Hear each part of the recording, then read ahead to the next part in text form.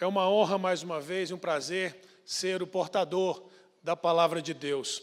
Eu ouvia aqui o testemunho da pastora Hilta e eu achei esse testemunho tremendo, porque na nossa vida aconteceu um fato muitíssimo parecido, muitíssimo semelhante na segunda-feira, e foi isso que me inspirou a trazer essa palavra que eu estou trazendo hoje para a igreja.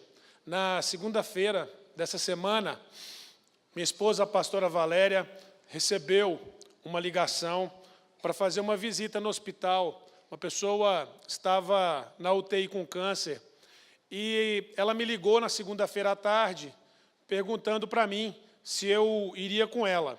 E eu disse para ela, eu vou sim, eu vou amanhã. E ela dizia, não, mas nós devemos ir hoje à noite.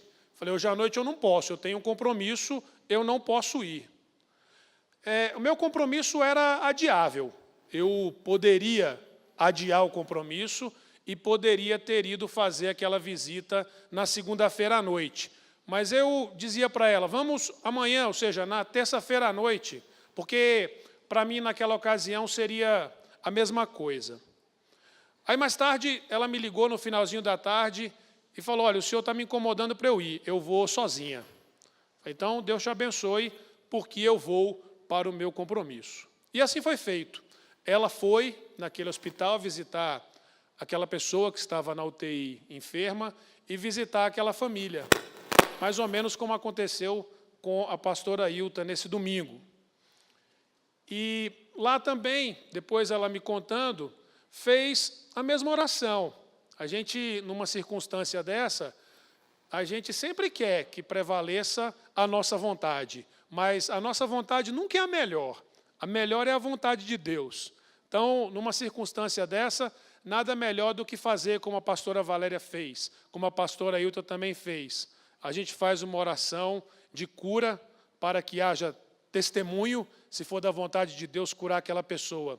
Mas a gente faz também uma oração de entrega, porque, afinal de contas, isso também é a glória de Deus. E assim ela fez. Qual não foi a nossa surpresa que, 1h30 depois que ela deixou o hospital, ela recebeu uma ligação dizendo que a pessoa havia falecido. E eu não fui. E isso me tocou profundamente, porque no mês passado eu mostrei para vocês aqui na igreja o que era o nosso ministério antes de nós virmos para cá, e a gente sempre visitou muito, a gente sempre prezou isso. E naquela segunda-feira eu prezei mais um compromisso do que aquela visita. É óbvio que eu não sabia que a pessoa ia morrer justamente naquela noite. Eu me dispus a visitar, mas não me dispus a visitar na hora que a família pediu, na hora que a família precisou. Eu já pedi perdão a Deus por causa disso.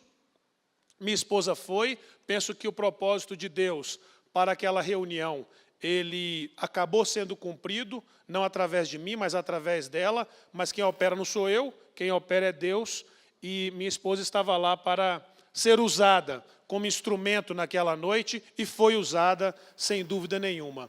E por causa desse fato que aconteceu, eu trouxe essa palavra para mostrar para a igreja a necessidade da visita, o quanto isso é importante, o quanto nós devemos cuidar e nos dedicar no ministério da visita. Isso diz respeito não só a pastores, isso diz respeito a todos nós, isso diz respeito a cada uma das pessoas que estão aqui presentes. O ministério de Jesus não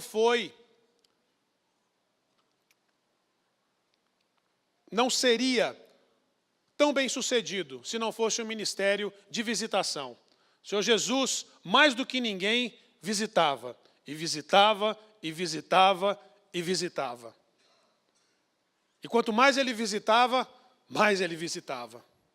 Porque eu penso, e já disse isso aqui algumas vezes, que a gente busca Deus, a gente quer Deus nas nossas vidas.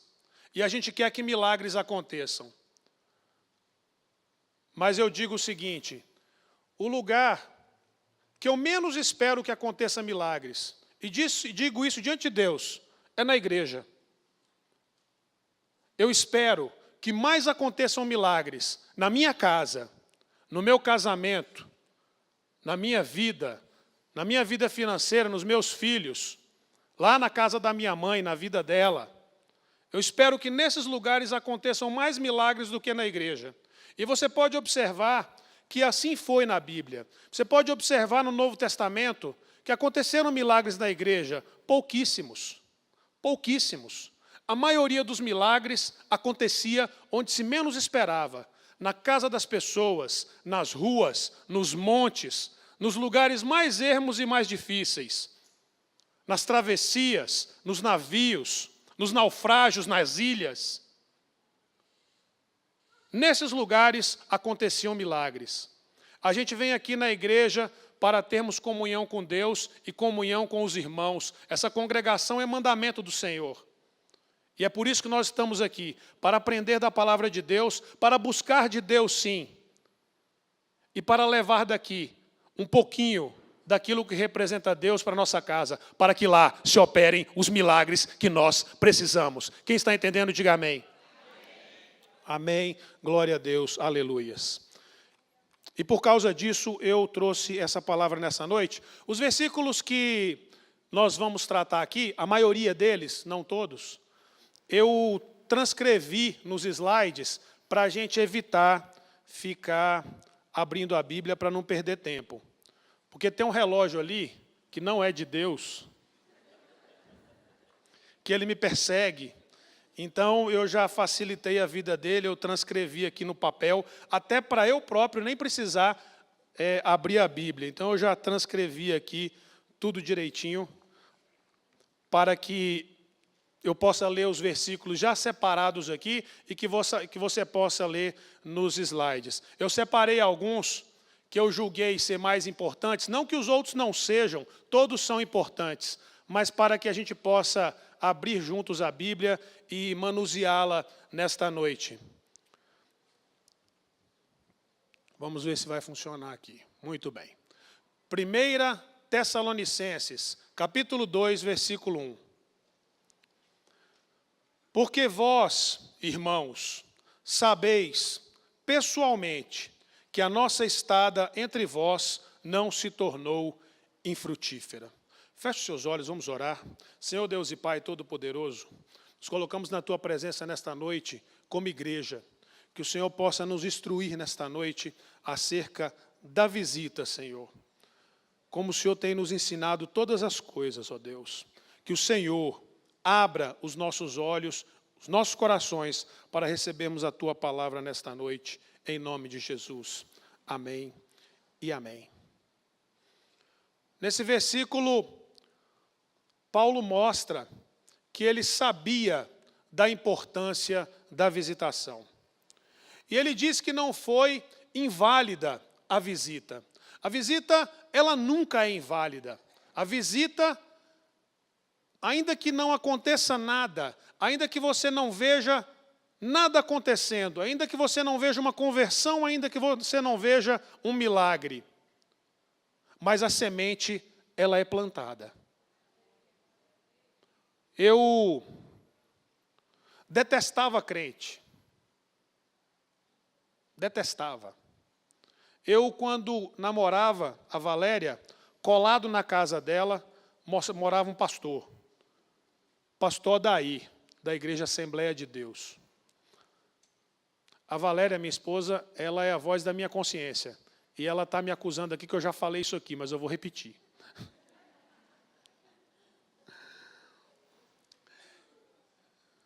E eu olhava para aqueles filhos pequenos dele, eu achava todos enquadradinhos, indo para a igreja, e aquela coisa toda, e aquela família toda enquadradinha, e eu zombava deles. E eu sempre os via, porque eles moravam muro com a família da Valéria. Adivinha quem fez meu casamento? Pastor Odaí. Adivinha quem fez a celebração de 10 anos do meu casamento? Pastor Odaí. para a honra e glória de Deus.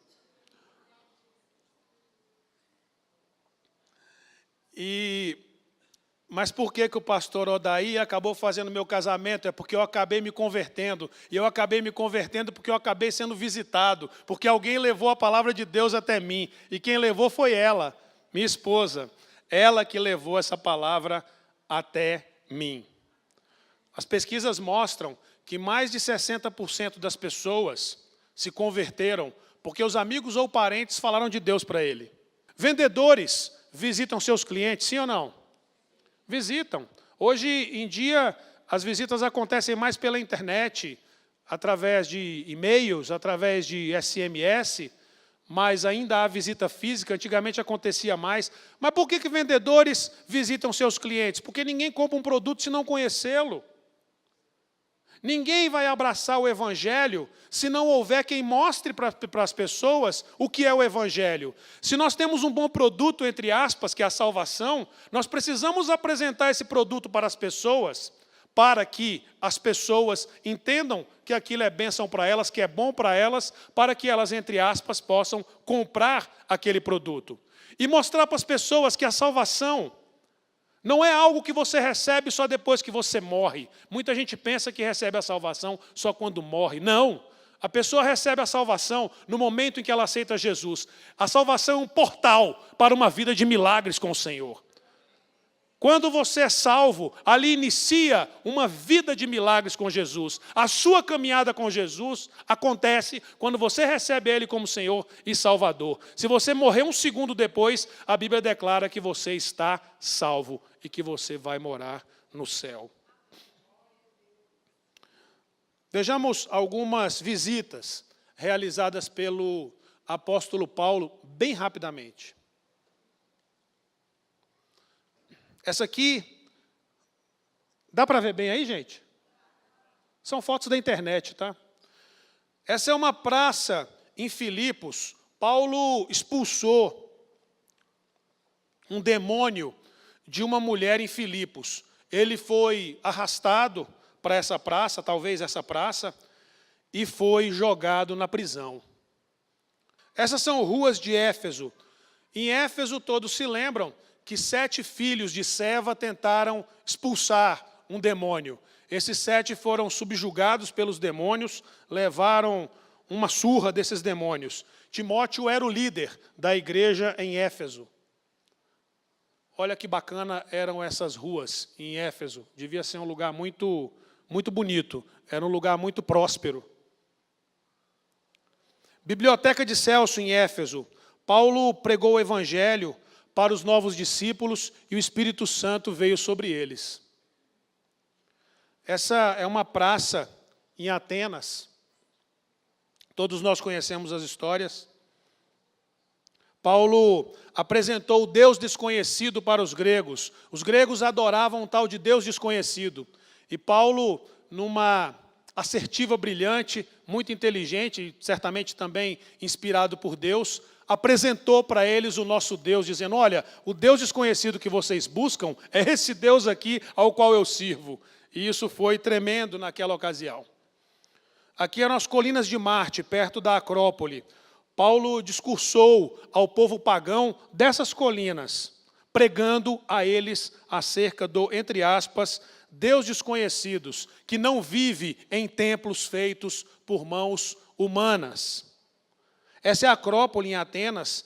Paulo pregou em Atenas sobre a ressurreição. Muitos zombaram dele, mas muitos se converteram. Essas são as fontes quentes em Hierápolis. Ontem de manhã, no Proseando, até o pastor mencionou sobre essas fontes quentes, né? E essas fontes quentes em Hierápolis, elas levavam, daqui eram tiradas águas. Paulo visitou Hierápolis, certo? Por isso que eu botei Hierápolis ali. Esses aqui eram os aquedutos da época de Jesus, que levavam aquela água quente para Laodiceia. Por isso que lá em Apocalipse 3,16, Jesus diz que o povo da igreja de Laodiceia não era quente nem frio, era morno, porque dada a distância da fonte das águas entre Hierápolis e Laodiceia, a água saía de lá quente e chegava morna. E Jesus fez essa analogia exatamente baseado nisso. Então, esse é um aqueduto entre Hierápolis e Laodiceia. Esse é o templo de Apolo, na cidade de Corinto. O que falar de Corinto, né? Quanta pregação Paulo fez aos coríntios. Esse é o anfiteatro em Corinto. Muros de Tessalônica. Paulo pregou aos tessalonicenses acerca da iniquidade, acerca do esfriamento da fé nos últimos dias. Isso aqui é Neápolis. No caminho para Filipos, Paulo e seus companheiros ficaram nessa cidade portuária de Neápolis que existe até hoje. Essa é a ilha de Samos. Em uma das suas viagens missionárias, Paulo parou nessa ilha de Samos. Aqui é Samotrácia, dá para ver que é frio. Em uma das viagens de Paulo, ele também parou nessa ilha de Samotrácia. Aqui é Troade. Paulo e seus companheiros fizeram 2 paradas em Troade nas suas viagens missionárias. Aqui são Cruzes, em Sardes. Paulo também parou e visitou a cidade de Sardes. Aqui é Mileto. Paulo chamou os anciãos de Éfeso quando estava em Mileto. Enfim, cada cidade dessa tem uma história que levaria algum tempo para contar aqui, que não é o propósito da ministração de hoje. O propósito da ministração de hoje não são as visitas de Paulo. O propósito da ministração de hoje são as nossas visitas. Antioquia. Aqui, Barnabé e Paulo foram separados para a pregação do Evangelho. E o curioso é que Paulo pregava, visitava, e depois ele voltava para ver como o visitado estava. Em Atos 15:36, a Bíblia diz: alguns dias depois, disse Paulo a Barnabé: voltemos agora para visitar os irmãos por todas as cidades nas quais anunciamos a palavra do Senhor, para ver como? Para ver como passam. Porque Paulo sabia que quando ele lançava a palavra no coração das pessoas, na primeira visita que ele fazia, o tentador, o inimigo das nossas almas, ele, astutamente, poderia arrebatar a palavra que era lançada no coração das pessoas. As pessoas também, ouvindo, incrédulos, como nós ouvimos todos os dias, falando contra a palavra de Deus, pregando blasfêmias, poderão também arrebatar essa palavra do nosso coração. Então Paulo, ele retornava para fortalecer aquela fé que ele já havia lançado dias ou meses ou anos antes nas pessoas. Porque ele não apenas pregava, mas ele também cuidava das pessoas. Esse é o amor de Cristo. A Bíblia diz que nós seremos reconhecidos como discípulos de Cristo quando nós amarmos as pessoas. E não basta pregar a palavra para a pessoa e abandoná-la à própria sorte. Nós precisamos discipular, precisamos ensinar a palavra de Deus e precisamos nos preocupar como elas passam. A visita pode operar milagres. Atos 28:8. Aconteceu achar-se enfermo de disenteria, ardendo em febre, o pai de Públio. Paulo foi visitá-lo e, orando, impôs-lhe as mãos e o curou. Esse fato aconteceu em uma das viagens missionárias de Paulo, quando houve um naufrágio. Veja que ali havia até uma doença que não era muito complexa, uma disenteria, uma febre. Isso certamente já acometeu todo mundo que está aqui, sim ou não? Acho que sim, né? Todo mundo. Então, mas Deus se preocupa com os mínimos detalhes. Se eu fosse retratar aqui nessa noite, todas as visitas em que houve cura, todas as visitas que Jesus fez, todas as visitas que Paulo fez em que houve cura, nós não íamos sair daqui nessa noite, né? aquela visita tremenda que o Senhor Jesus fez com Pedro, a sogra de Pedro, que a Bíblia diz que ela estava ardendo em febre, e Jesus então pegou na sua mão, e a Bíblia diz que a febre imediatamente a deixou. Isso é tremendo, isso mostra o cuidado de Deus com, às vezes, doenças. Toda doença é séria, né? A gente sempre leva a sério toda doença. Mas é claro que tem aquelas doenças menos graves e aquelas doenças mais graves. E às vezes a gente pensa que por causa de uma pequena doença ou de um pequeno problema, não vamos incomodar a Deus. Mas Deus está de braços abertos, nos esperando nos ouvir, esperando nós clamarmos a Ele para que Ele possa nos atender, como Pai querido, como Pai amoroso, para resolver os nossos problemas, assim como resolveu esse naquela situação. 1 Tessalonicenses 3:5. Paulo sofria quando não podia visitar. Foi por isso que, já não me sendo possível continuar esperando, mandei indagar o estado da vossa fé, temendo que o tentador vos provasse e se tornasse inútil o nosso labor. Mandei indagar o estado da vossa fé. Paulo, nessa carta aos Tessalonicenses, ele diz que ele mandou Timóteo, essas pessoas que ele mandou indagar a respeito da fé, como eles estavam passando, como eles estavam caminhando na fé em Jesus, foi Timóteo. Eu até repito esse versículo 3 vezes aqui, porque ele nos ensina muita coisa. Ele mostra a preocupação de Paulo com as pessoas. Ele ficava agoniado, ele ficava muito interessado em ter notícias a respeito da fé das pessoas para as quais ele havia pregado anteriormente. E ele temia justamente pelo tentador, pelo inimigo das nossas almas, que a palavra diz que ele pode arrebatar a palavra que é lançada no nosso coração. Isso é um fato bíblico. E, mais uma vez, ele confirma aqui esse fato bíblico. Porque, verdadeiramente, se deixarmos, a palavra de Deus pode ser arrebatada pelo diabo do nosso coração. Paulo trabalhava para visitar as pessoas. Paulo amava as pessoas. Paulo dava o seu coração para as pessoas. Eu posso dizer que o ministério de Paulo, talvez mal resumindo, foi o ministério da visitação. Senão, não haveria aquelas viagens missionárias, longas viagens missionárias, de muita luta, que todos conhecem. E o propósito daquelas viagens missionárias não foi nada mais, nada menos do que visita. E nessa semana estamos tratando muito desse tema aqui nesta igreja, que é de missões. E o que são as missões, se não visita? A missão, ela vai para um outro país, para uma outra cidade, um outro estado, para visitar as pessoas. E o ministério da visitação era o ministério de Paulo. E Paulo aprendeu a visitar, porque ele próprio foi visitado. Você pode abrir a sua Bíblia no livro de Atos, no capítulo 9. Paulo foi visitado tremendamente 2 vezes nesse trecho do livro de Atos que nós vamos ler. Atos capítulo 9.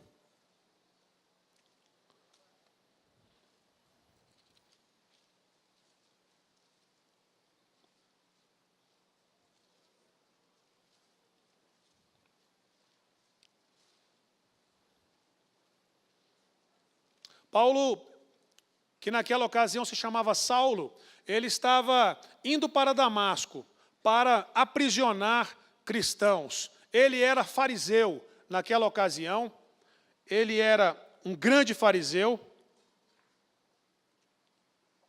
e o propósito dele era castigar, prender cristãos. E ele ia no caminho de Damasco quando o Senhor Jesus lhe visitou. Está aqui em Atos, no capítulo 9, versículo 3.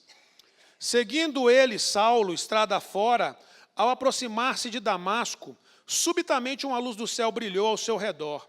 E caindo por terra, ouviu uma voz que lhe dizia: Saulo, Saulo, por que me persegues? Ele perguntou: quem és tu, Senhor? E a resposta foi: eu sou Jesus, a quem tu persegues. Mas levanta-te e entra na cidade, onde te dirão o que convém fazer.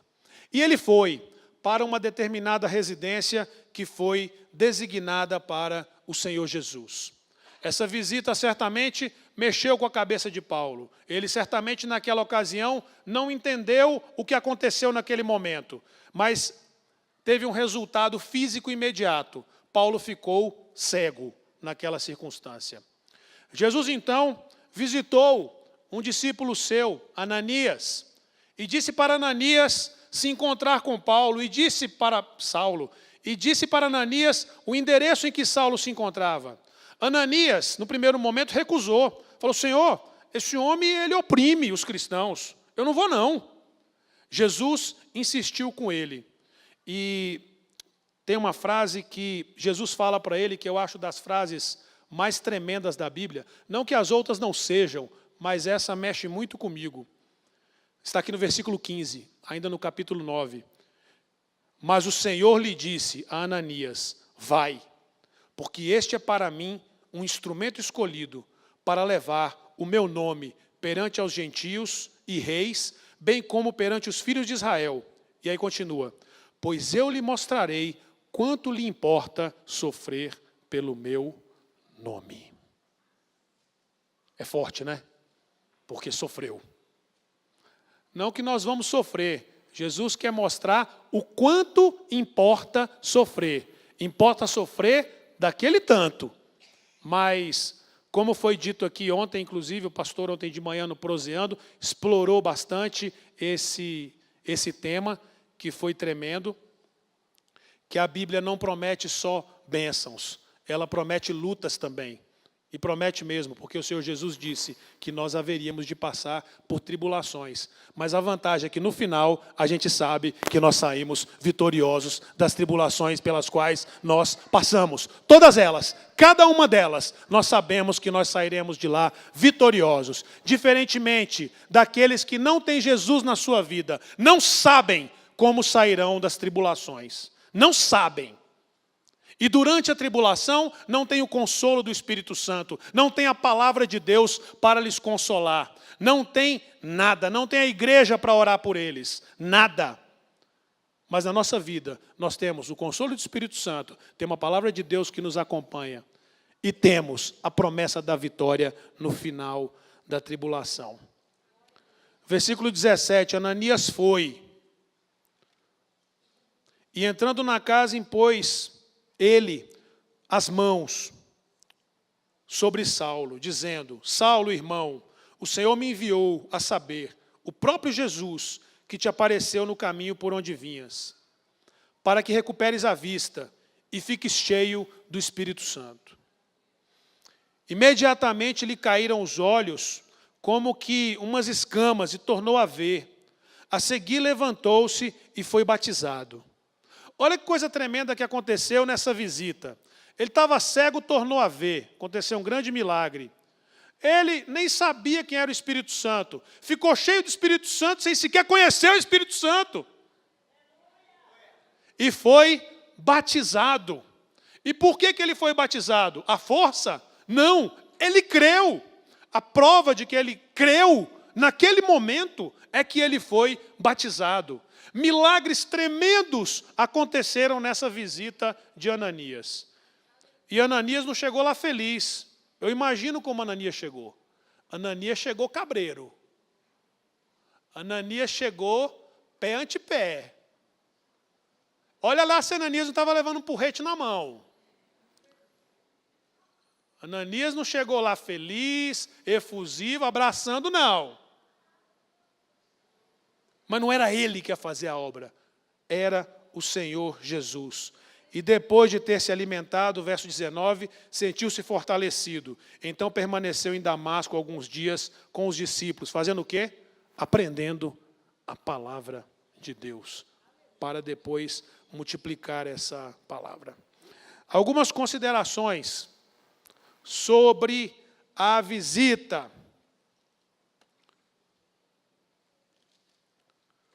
Primeira, a preocupação que devemos ter. Qual a preocupação que nós devemos ter? A mesma que um pai tem por um filho. que eu quero dizer com isso? Que é uma preocupação absoluta. E eu remeto isso à última segunda-feira, que a preocupação que eu tinha que ter naquela segunda-feira era de ter cancelado aquele meu compromisso, porque era um compromisso adiável. E eu poderia ter feito isso, mas eu não fiz. Será que por um filho eu faria? Com o filho na UTI, será que a pessoa vai? Vai, porque meu filho já esteve na UTI, eu já passei por essa experiência, e não tinha nada que me impedia de ir lá visitá-lo. Então, eu não tive essa preocupação com aquela alma. Eu fui só no dia seguinte, e não tenho receio de confessar isso diante da igreja, para que sirva de testemunho e de ensinamento, de aprendizado para mim, e de tabela, mais para mim do que para vocês, mas para a igreja também. Dá para ler? Dá para ler o pessoal do fundo? 1 Tessalonicenses 3, capítulo 3. A fim de que ninguém se inquiete com essas tribulações, porque vós mesmos sabeis que estamos designados para isto. Pois quando ainda estávamos convosco, predissemos que íamos ser afligidos, o que de fato aconteceu e é de vosso conhecimento. Foi por isso que, já não me sendo possível continuar esperando, mandei indagar o estado da vossa fé, temendo que o tentador vos provasse e se tornasse inútil o nosso labor. Eu transcrevo mais uma vez o versículo 5 do capítulo 3 de 1 Tessalonicenses, para mostrar a preocupação de Paulo. Ele estava inquieto. Ele poderia esperar, e esperar, e esperar, para ter a resposta de como o povo passava. Mas ele, inquieto, ele não podendo mais esperar, e ele não podendo ir, ele enviou Timóteo, para que então lhe trouxesse notícias a respeito daquilo que ele precisava. É essa a preocupação que nós devemos ter. Porque a visita, ela não é um sentimento. Eu tenho vontade de visitar. A visita, ela é uma atitude. Na segunda-feira da semana passada, quando a minha esposa me ligou, vamos visitar, eu sentia vontade de visitar. Mas eu não fui. Falei, vamos visitar na terça. Você vai comigo? Eu falei, eu vou, é claro que eu vou. E eu senti uma vontade importante no meu coração, uma vontade verdadeira, sincera no meu coração de fazer aquela visita. Mas eu não tive, talvez, a preocupação que eu deveria ter naquela circunstância. Sem atitude, o sentimento ele é inútil. Muitas coisas impedem a visita. Falta de organização, falta de compromisso e falta de sacrifício. No meu caso, foi uma falta de sacrifício. A falta de organização, falta de compromisso, falta de sacrifício, muitas vezes guarda relação com a nossa agenda. Às vezes, priorizamos mais a nossa agenda do que a agenda do irmão, do que a necessidade dele premente de receber uma visita, porque às vezes a visita é pedida por alguém, mas às vezes também nós próprios devemos nos colocar à disposição para visitar. E a nossa agenda não pode ser impedimento para isso. A organização da nossa vida tem que caber isso. Somos muito atribulados, somos muito ocupados. Eu, particularmente, o sou.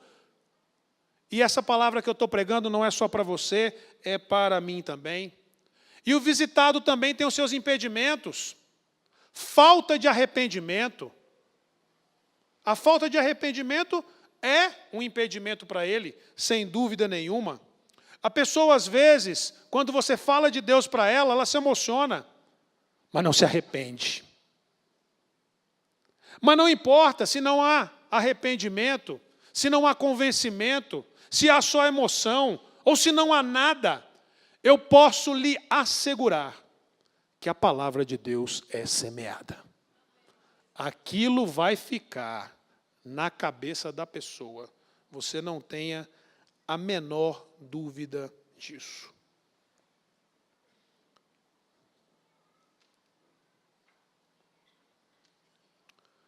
Primeira Tessalonicenses 2,18. Por isso, quisemos ir até vós, pelo menos eu, Paulo, não somente uma vez, mais 2. Contudo, Satanás nos barrou no caminho. Até o diabo impede as visitas.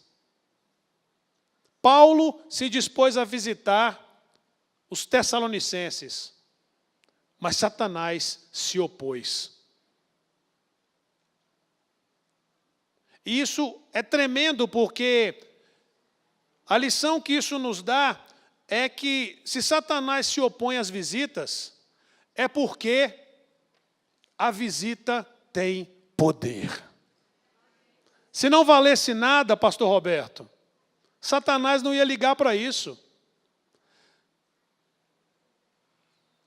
Isso eu acho tremendo, essa preocupação espiritual, essa preocupação do inimigo em barrar a visita.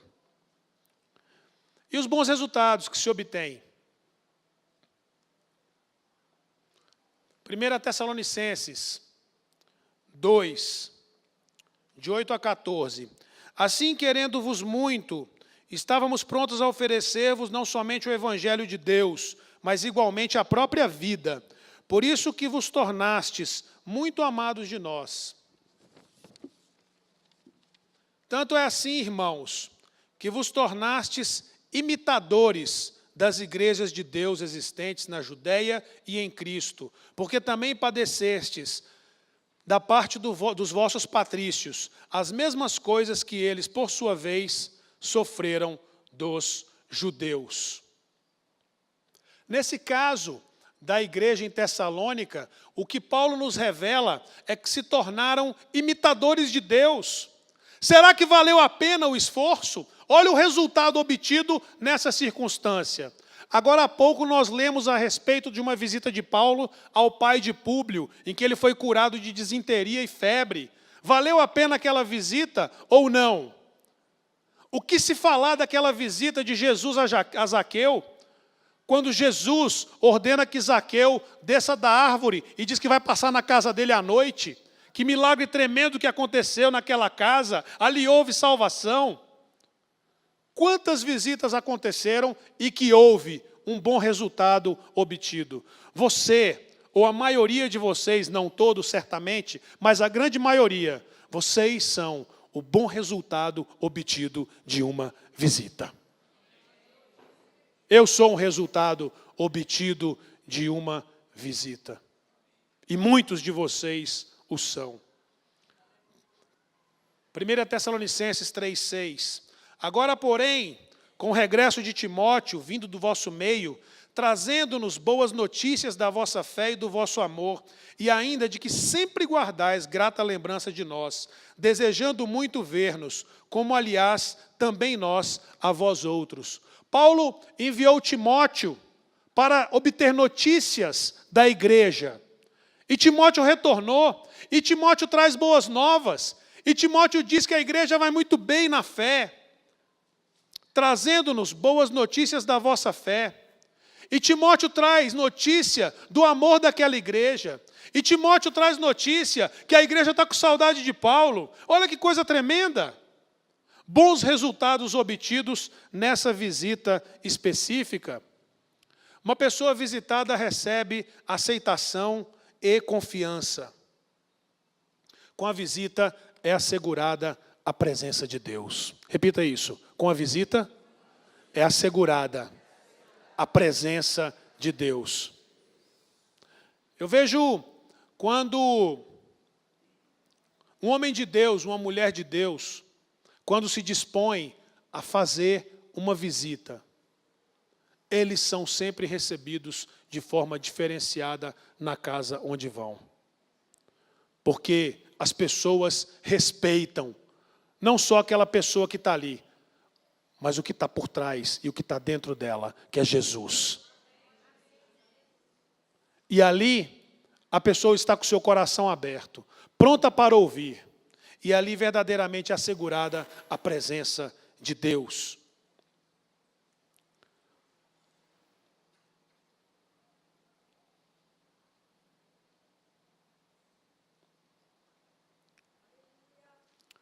Mas o centurião respondeu: Senhor, não sou digno de que entres na minha casa, mas apenas manda com uma palavra, e o meu rapaz será curado. Olha a importância que o centurião dava a Jesus.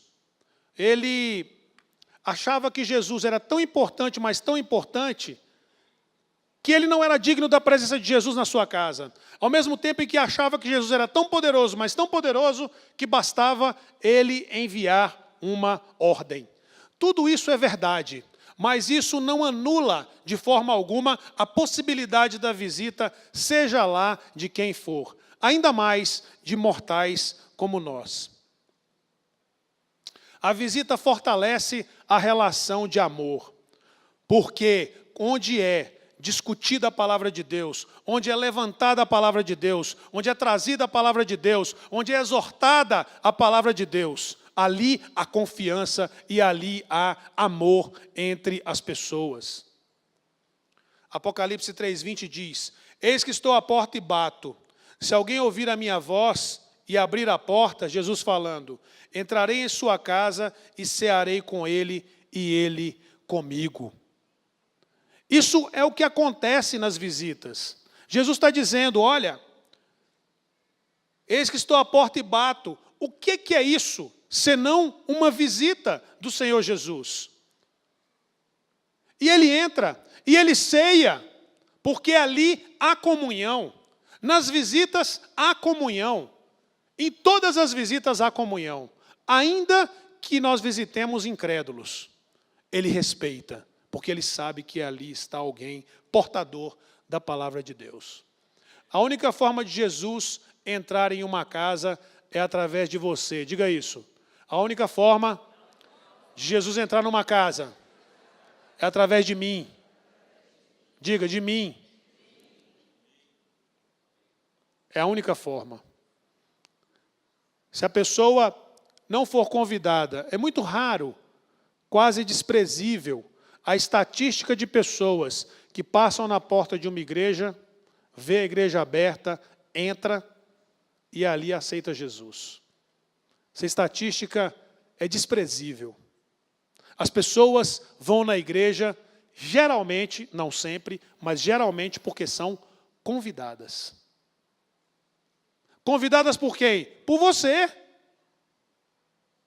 Vamos na igreja, tem uma palavra bacana, tem um pastor lá que é joia. Você vai gostar da palavra dele.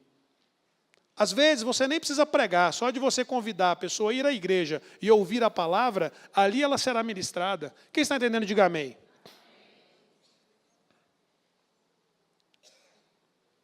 Nada deve impedir a visita. 1 Tessalonicenses 2:2. Mas apesar de maltratados e ultrajados em Filipos, como é do vosso conhecimento, tivemos ousada confiança em nosso Deus, para vos anunciar o Evangelho de Deus em meio a muita luta. O próprio Paulo confessa que foi maltratado e ultrajado em Filipos. Mesmo assim, ele insistiu com aquele povo. Insistiu em exortar a fé no meio daquelas pessoas.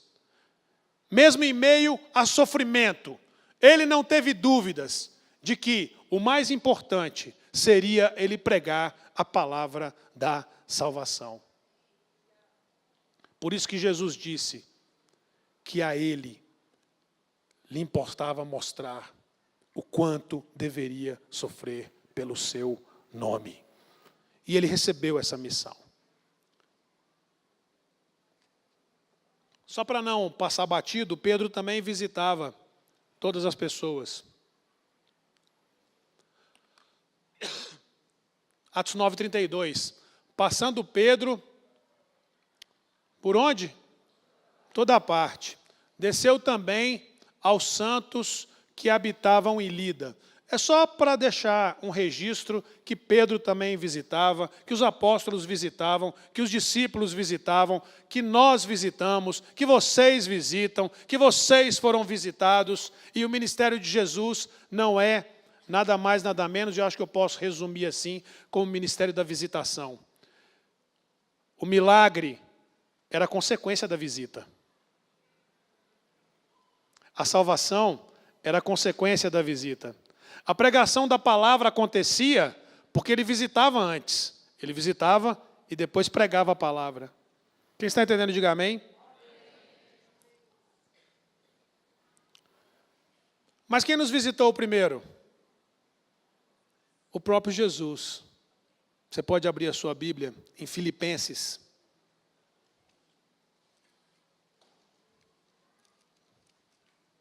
Gálatas, Efésios, Filipenses. E nós vamos encerrar.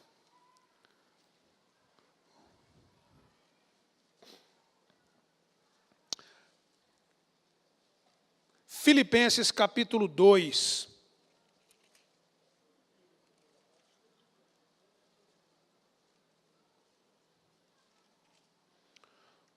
Vamos ler aí do versículo 5 em diante. Tendo em vós o mesmo sentimento que houve também em Cristo Jesus, pois ele, subsistindo em forma de Deus, não julgou como usurpação o ser igual a Deus. Antes, a si mesmo se esvaziou, assumindo a forma de servo, tornando-se em semelhança de homens e reconhecido em figura humana. A si mesmo se humilhou, tornando-se obediente até a morte, e morte de cruz. Pelo que também Deus o exaltou sobremaneira, e lhe deu o nome que está acima de todo nome, para que ao nome de Jesus se dobre todo o joelho, nos céus, na terra e debaixo da terra. E toda língua confesse que Jesus Cristo é Senhor, para a glória de Deus Pai. Jesus visitou a terra pessoalmente, não mandou ninguém no seu lugar. Jesus não mandou um anjo. Jesus não mandou um Pedro. Jesus não mandou um Paulo. Jesus veio pessoalmente. Como ele era Deus, teve que passar por um procedimento de se esvaziar, de abdicar de ser como Deus, de se humilhar, para ele próprio nos visitar. Jesus se sacrificou muito por essa visita, sim ou não? Ainda que não tivesse sofrido nada do que ele sofreu, seria um grande sacrifício deixar o seu trono de glória e passar a palmilhar aqui nesta terra, sentindo calor, sentindo frio, sentindo fome, sentindo rejeição, vendo que as pessoas queriam matá-lo. E quem queria matá-lo? Ninguém mais, ninguém menos do que a própria igreja. E ele veio pessoalmente. Ele nos visitou porque nos amou. Só o amor é capaz de levar alguém a visitar outra pessoa. Só o amor. Ah, mas eu não senti de visitar. Não senti. Quando eu sentir, eu vou, pastor Richard. Às vezes você pode sentir, quando é um amigo seu, quando é um parente seu. Mas às vezes você não sente. E esse amor de que Jesus fala não é sentimento, é atitude. Como você vai amar alguém que você não conhece? Impossível. Como você vai amar o inimigo? Mais impossível ainda. Esse amor não é sentimento, é atitude. Aí é possível. Porque Jesus nunca lhe pediria algo que fosse impossível. Mas enquanto você achar que esse tipo de coisa, esse tipo de amor é emoção, você não vai sair do lugar. Isso é uma atitude. Atitude de visitar. A atitude que eu tinha que ter tido naquela segunda-feira.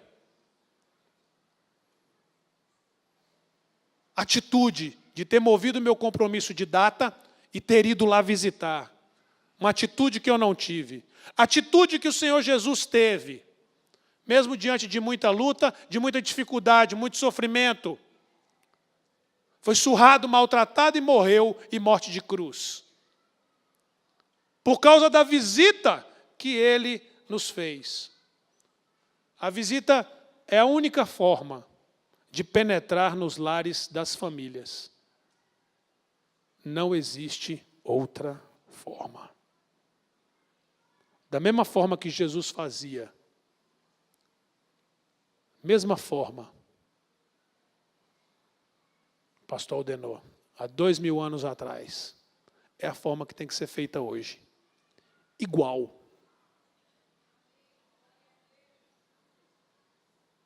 Acho que ninguém se converte pelo WhatsApp. Alguém já ouviu alguém se convertendo pelo WhatsApp? Por causa da mensagem? Acho que não. Mas através da palavra, ao vivo e a cores, do abraço, do calor, da amizade, da exortação, ali há conversão em nome de Jesus. Jesus nos visitou porque nos amou. Que nós possamos visitar também, para que nós possamos praticar o mesmo amor que Jesus teve conosco. Às vezes, não porque sentimos, mas porque nos é exortado que façamos. Porque só assim nós seremos discípulos de Jesus, só assim nós revelaremos o quanto nós amamos o nosso próximo através das nossas atitudes. E essa pregação, ela é mais para mim do que para você. Acredite nisso, em nome de Jesus. Vamos ficar de pé, vamos orar. Glória a Deus, aleluia. Senhor Deus e Pai Todo-Poderoso, nos colocamos na Tua presença nesta noite como igreja, Senhor. E nós te pedimos, ó Deus, que o Senhor, nesta noite, Senhor, que o Senhor visite os nossos corações, que o Senhor vá quebrando, Senhor, vai derrubando todas as barreiras que atentam, Senhor, contra a nossa possibilidade de visitar pessoas, Senhor, contra o nosso interesse, contra o nosso amor, contra a nossa disposição em visitar pessoas. Nesta noite, eu declaro em nome de Jesus que todas essas barreiras estão quebradas. Esta é uma igreja missionária e assim deverá se comportar. Todas as pessoas têm um pouquinho daquilo que faz Deus ser Deus. Cada um desses membros aqui desta igreja, Senhor, homens, mulheres e crianças, tem no seu DNA um pouquinho daquilo que faz o Senhor ser o Senhor. E assim como o Senhor Jesus nos visitou, assim como Ele ensinou os seus apóstolos a visitar, que nós possamos aprender isso, Senhor, e que nós possamos propagar a palavra, porque a Tua vinda, Senhor, está ligada, diz a palavra, à pregação do Evangelho em toda a face da terra. Nós somos responsáveis pela vinda do Senhor Jesus, porque a vinda de Jesus só acontecerá quando esse Evangelho for pregado em toda a face da terra. Somos responsáveis por isso. E nesta noite, nós assumimos, em nome de Jesus, a responsabilidade da pregação desse Evangelho. Porque precisamos levar esta palavra aos nossos parentes que não estão aqui. E que nós estamos aqui achando muitas vezes, quem dera o meu primo tivesse aqui ouvindo essa palavra, quem dera o meu amigo tivesse aqui, quem dera o meu colega de trabalho tivesse aqui, quem dera meu filho, quem dera minha mãe estivessem aqui ouvindo esta palavra. Muitas vezes não estão porque não convidamos, porque não falamos do amor de Jesus. Muitos sobem aqui a esse altar e falam dos testemunhos que Jesus fez na vida deles. Mas fala aqui, na igreja, que é importante para que haja testemunho, para exortar a nossa fé, mas não fala, Senhor, para as pessoas que verdadeiramente precisam. E eu declaro em nome de Jesus, que esse receio, esse medo, essa indisposição, está quebrado agora em nome de Jesus. A partir de hoje, seremos pessoas diferentes e através da nossa atitude de visita, nós revelaremos o amor de Jesus nas nossas vidas. Revelaremos que somos verdadeiros discípulos do Senhor Jesus, através do nosso amor, da nossa fé, da nossa crença, porque somos salvos e queremos povoar o céu, como disse e como nos exortou o Senhor. Nós oramos e agradecemos em nome de Jesus. Aqueles que receberam podem aplaudir o Senhor Jesus, porque só Ele é digno de toda a honra, toda a glória, todo o louvor e toda a adoração, em nome de Jesus. Amém.